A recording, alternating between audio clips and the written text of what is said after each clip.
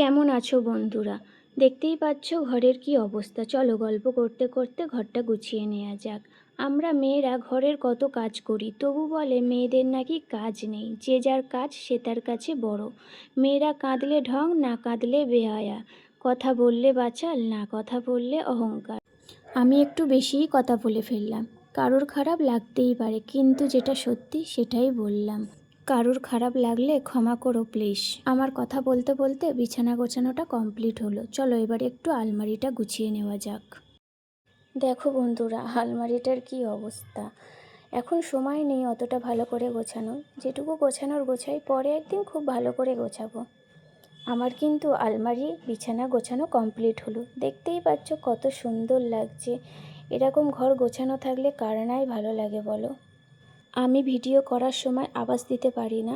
আমি ভিডিও করার পরে ভয়েস ওভারটা দিই, কারণ এখানে প্রচুর আওয়াজ হয়।